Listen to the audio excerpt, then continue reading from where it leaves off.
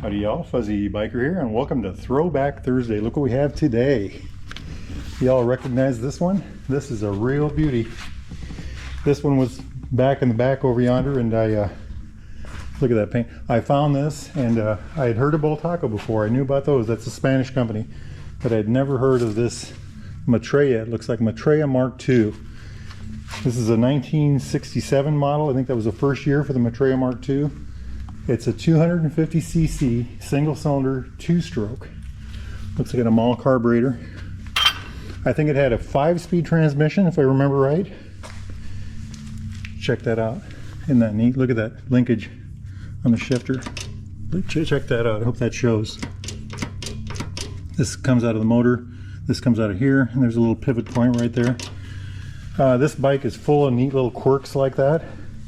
Anyway, 27 horsepower motor. The reputation it had was that it was a wolf in sheep's clothing. It was a real, it's a very small, physically small motorcycle, but it had lots of zing, lots of power. It won Isle in 1967, won Isle of Mann first, second, and sixth in its category. So just check that thing out. It's just all kinds of neat things there. Yeah, 5-speed. Bultaco became a company in 1958, I think.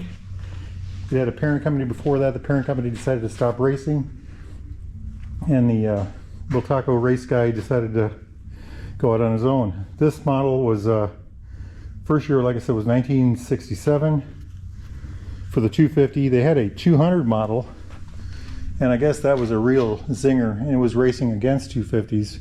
But isn't that just a beautiful looking motorcycle?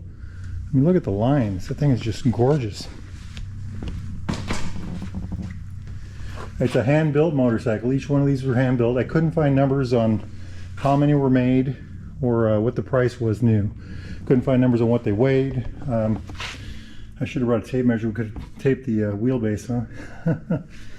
But quite a bike. So, real quick, here's the tag for it. Y'all like to see those. Bultaco 1967, Metralla Mk2, 250cc, and there's a price. And we're here at Baxter Cycle. So let's throw away the little booklet I have here and just start taking a look at this thing. I grew up with two-strokes. My beginning motorcycle riding was on two-strokes.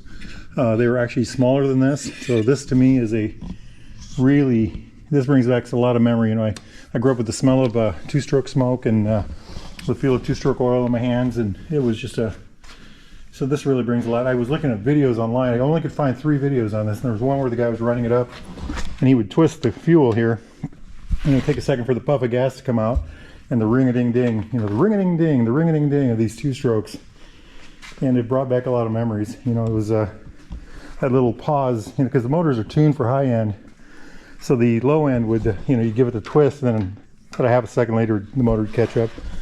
But something else to look at while we're talking motor, besides the fact that it just has very gracious lines, is look where the Kickstarter is on the left side. Isn't that neat? It looks so simple and just so elegant to me. Very, very good looking engine. Just look at that. And amazingly, this one has an air cleaner. Notice the chain is enclosed. That was another thing that I remember from my youth, is that a lot of motorcycles had enclosed chains back then, and that's interesting. Little greaser right there. Here's the brake system. It looks like a cable. The housing, that's a unique system. There's for the brake light. This is fixed. The cable is fixed. The housing actually moves.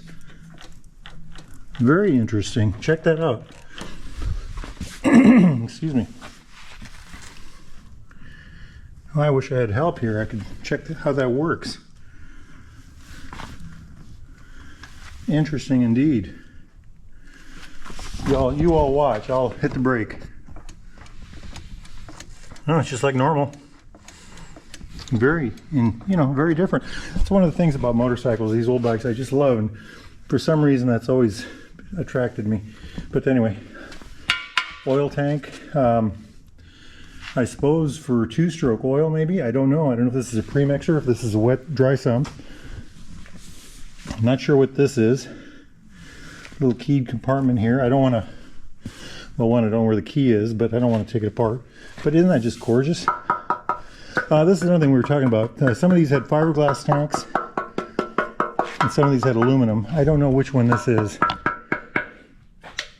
Interesting though, huh? Very good looking, very elegant looking tank.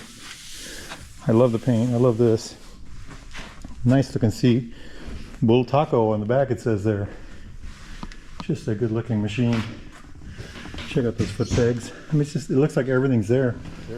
So speedometer says 2,725 miles on it. So all this rubber might be original. I don't know if it is or not. Actually, that looks way too nice to be original. But you know, isn't that just neat? All the little details here. Just very well done. Very well done indeed. So here is something that really grabbed my eye. Check out this brake. I'm assuming that's dual leading shoe. We've got a pivot point here and a pivot point here. I don't know that to be a fact, but I'm guessing it is. There's even an adjuster here for it. But isn't that just neat? And then look at this intake here. And I was looking online, they all had this exact thing. The ones I saw online had this. So this is, if not stock, close to it. Of course, a drum brake. Telescopic forks on the front. Just, you know, absolutely gorgeous.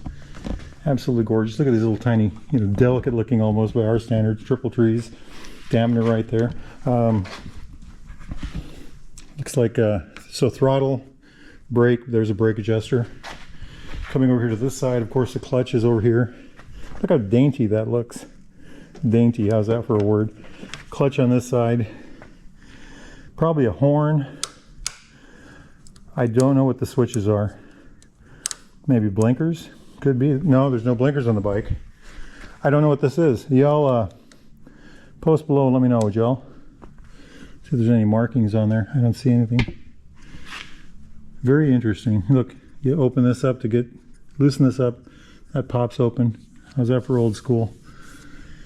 I love this kind of stuff. Look at that design work. Here's the speedo. Goes to 100. That's another thing. These were supposed to go an actual 100 miles an hour. This 250 was considered a 100 mile an hour bike, and then that's where the you know, wolf in sheep's clothing comes in. But just a gorgeous machine. This whole front end alone is just. I mean, look at that paint. I know that's a repaint, but isn't that just so well done? So well done. The bits of chrome. You know, look at that elongated housing for the headlight. I just love it. I love it. Check that all out. I wonder what that is. Just a beautiful, beautiful thing. I mean, you can really tell the handmade part of this. This is really, you know, and whoever restored this did an absolutely awesome job. The snail type adjusters on the rear here. Just a beautiful machine. Anyway, I found this thing, and like I said, I just fell in love with it, and I thought it would make a great bike, and I wanted to get it done before it got out the door. Real quick, look at the exhaust pipe on here. Isn't that just beautiful? But I'm very happy to present this one. I'm just in love with it. Just in love with it. Hey, I'm Fuzzy Biker. I'm here at Baxter Cycle. If y'all are in need of a British motorcycle, vintage, classic, whatever you want to call it, there's over 60 in this room alone. There's hundreds of these tanks. These people have motorcycle parts for anything you're possibly working on, and they're here to help. Give them a call. Life is good. Get out and ride. Wahoo!